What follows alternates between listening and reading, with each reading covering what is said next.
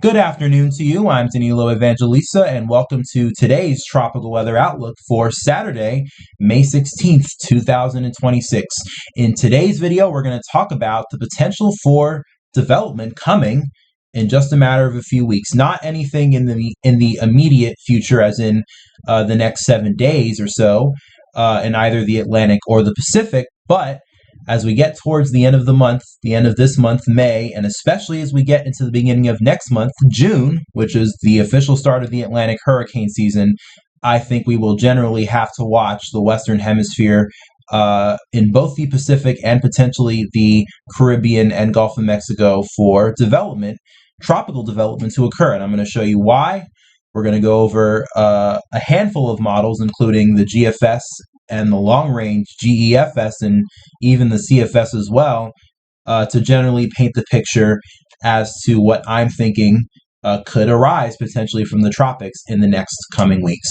But luckily, right now, to start off, as we typically do with every video, taking a look at the current tropical weather bulletin from the National Hurricane Center over the next 7 days. Nothing is expected in the Atlantic.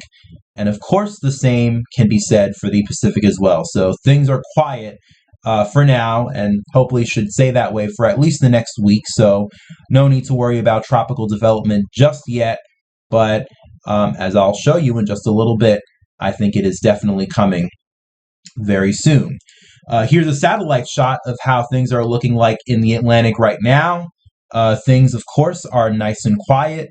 And obviously, you could see we have Saharan air moving off the African continent into the Eastern Atlantic. And that's a huge trademark of what we typically see early on in the Atlantic hurricane season. And obviously, when we have that, that generally keeps a lid on things in terms of tropical development in the Atlantic basin.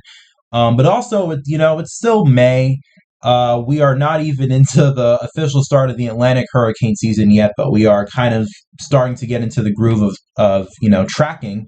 But you typically, you still see that the atmosphere is not really ready for hurricane season just yet.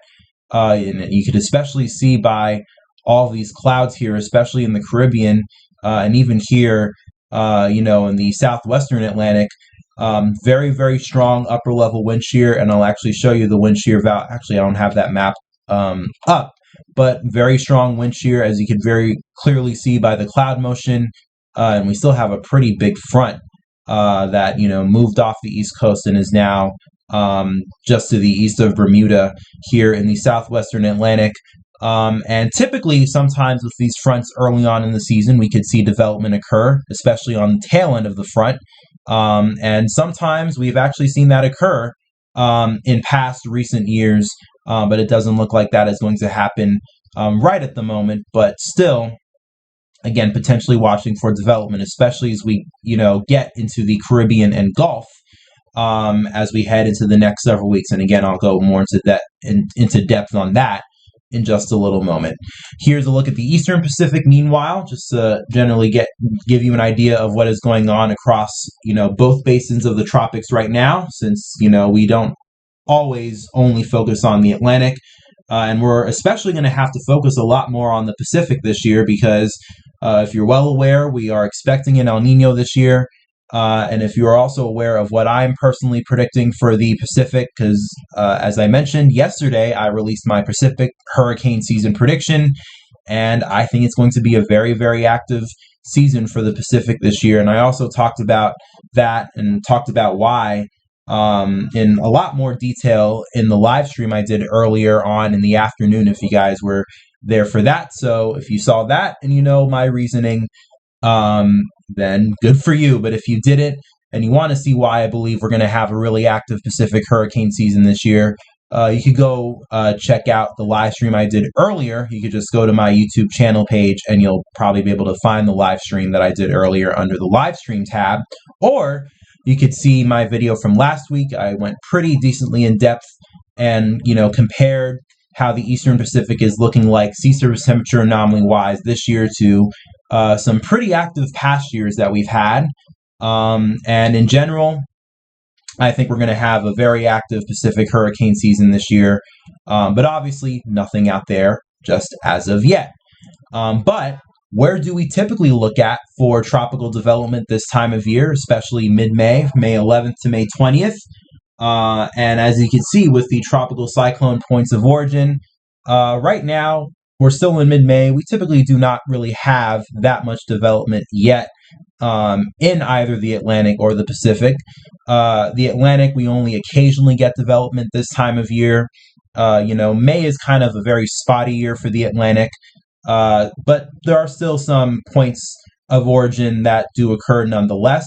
And of course, mostly they happen in the Caribbean or off the southeast coast, especially because, as I mentioned before, sometimes we have fronts from big extratropical systems that move off the east coast, and sometimes the tail end of those fronts develop into a tropical or subtropical system off the southeast coast. So that's definitely reflected here. And then obviously in the Pacific, we have a few points of origin, but obviously nowhere near as much as what we're going to see, especially when we go later on into the season, and eventually we'll start seeing this map fill out a lot more. And that's obviously because this time frame here, May 11th to May 20th, we are still just getting into the start of the Pacific hurricane season. Again, the season literally only started yesterday, so we're just only getting started here. But already as we get towards the last 10 days of the month, as we get towards the rest of the month, activity starts to fill in a lot more here in the Pacific. And you definitely also see an increase of activity as well in the Atlantic. Of course, though, mainly in the Caribbean and off the southeast coast, since those are the climatologically favored areas typically this time of year for hurricane season. And I bring that up, why? Because, well, if we actually look at what is going to happen here over the next 2 weeks, it looks like we might actually see an opportunity for development here very, very soon. And that's already beginning to show up on the Global Tropical Hazards Map released by NOAA and the Climate Prediction Center. They release these global hazards in general of what's going on in the tropics. And, this map is sometimes really good in terms of being able to see where we might have to watch for, or where we might need to watch for in terms of long-range tropical development. And week 3, as we get towards the end of May, and as I showed you with these two maps here, you could generally start seeing activity begin to increase in the Eastern Pacific by the time we get to late May and early June. The Climate Prediction Center has an area highlighted, very interestingly enough, for tropical development in the Eastern Pacific by the time we get to the week of May 27th to June 2nd. And they actually have a pretty decent chance of development as well. They have it as high as 40%. So, might indeed. So, definitely an interesting signal that is there. And why is that? Well, I'm going to show you the models here. Let's start off with the GFS, and then I'm going to show you some of the long-range models. You can definitely see, well, nothing happens necessarily in the next week, and this is for the GFS here.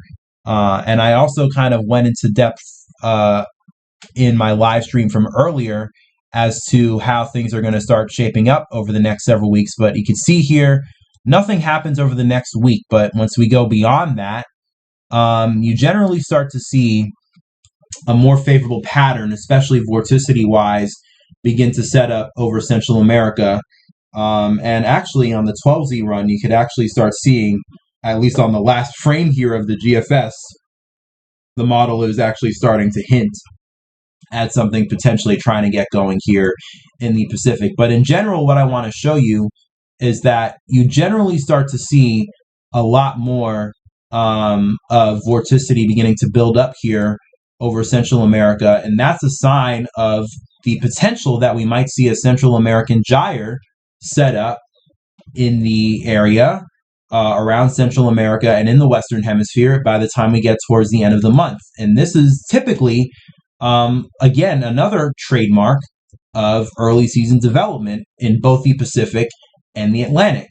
And one major cause for that is the MJO, which is also going to start becoming much more favorable here in the Western Hemisphere. And I'll show you that with the long-range GEFS. This is pretty much the GFS ensembles.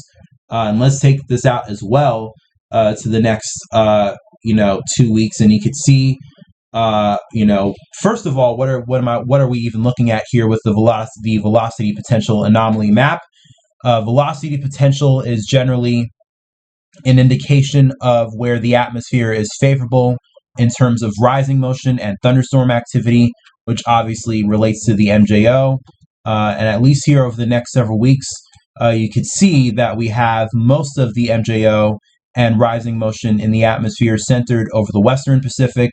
And interestingly enough, week 2 on the Climate Prediction Center map for May 20th to May 26th, lo and behold, we have a tropical development area in the Western Pacific. So they might get another storm very, very soon. And that obviously coincides with rising motion that'll be centered in the Western Pacific over the next week. But then notice, especially as we get into the once we get beyond the one week time frame and into week 2, you start to notice that this rising motion here in the Pacific begins to slide further to the east. And eventually, once we get to June 1st, most of this rising motion is now centered in the Central Pacific and getting into the Eastern Pacific. And obviously, as we get into late May, that'll definitely mean that a more favorable window of opportunity is coming up for Pacific development.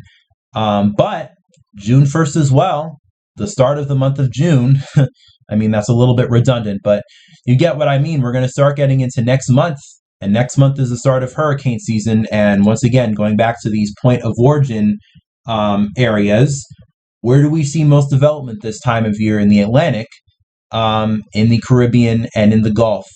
And that is generally where the rising motion and MJO will be heading towards as we move throughout the next 2 weeks and as we start next month. So if you put the 2 and 2 together, you could generally assume by looking at these models that the week 2 to week 3 time frame as we get into early June will generally be more favorable. And I think that's even better represented here with the CFS weeklies. And, you know, taking that out into time, week 1, which is today till this time next week, which will be May 23rd. We generally have rising motion centered in the Western Pacific, and obviously that's probably going to produce something. And then we get to week 2, the end of May, the last week of May, and you really see the MJO traverse the Pacific here, and now it's centered over the Eastern Pacific by the time we get to week 2. And then week 3, it starts to become more centered over the Pacific and the Caribbean. And that week 3 time frame, is getting into early June. I think it's probably around May 30th to June 6th here, but generally within the first week of June, you start to notice that we have rising motion become apparent in the Eastern Pacific, but also in the Caribbean and Gulf of Mexico as well, which is obviously the climatologically favored area for hurricane development at the start of the season in June. So it makes sense as to why we're seeing things become more favorable. And again, going back to the GFS here at the end of the run, generally showing, you generally start seeing cyclonic activity begin to develop here, especially around Central America. And obviously that is the Central American gyre beginning to come into works, which coincides with the MJO moving into this region by the time we get to the end of this month and into the beginning of next month. So what am I trying to get at here? I think a potential window of opportunity is coming up in the tropics in which we might need to watch for potential tropical development. And it makes sense because it is going to be roughly around the end of May and early June. And of course, once again, that is the start of hurricane season. So it's looking like now it's time to start watching the tropics. And of course, we'll continue to do that here every single day. We're obviously going to be monitoring all of the models and seeing what they show and seeing if the models start picking up on any major signals right now in the Pacific or in the Atlantic. I showed you yesterday the European ensembles, and they're starting to show some signs of activity in the Eastern Pacific. And of course here, once again, at the very end of the model here on the GFS, 384 hours, I know. And if you know me for long enough, you typically know that I don't like to go out to I don't like to go out beyond 7 days, but nonetheless, I still think it's interesting when you go out that far. You can generally see when the more favorable MJO phase starts to settle in and see that the model reacts to that. So I think generally late May and early June will be a time frame that we need to watch. And once again, it's coming right at the start of hurricane season. So buckle up. But with that being said, I'm going to end it off for today's video. Kind of a short one, you know, or it probably feels short. I'm probably going to have to check once I'm done here and see how long it actually was. But I'm pretty sure it was probably generally short because, I mean, for now, there's nothing happening, at least over the next week, as I said before.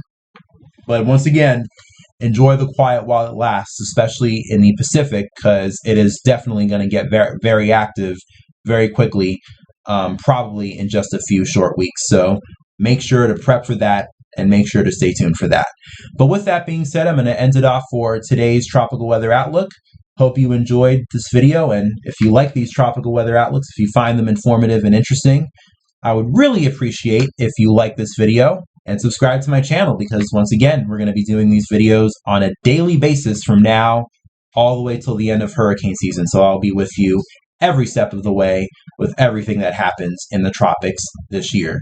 Thanks for watching. Enjoy the rest of your day. And if I don't speak to you again before the weekend is over, enjoy the rest of your weekend. Other than that, I'll be back with another video for you guys tomorrow.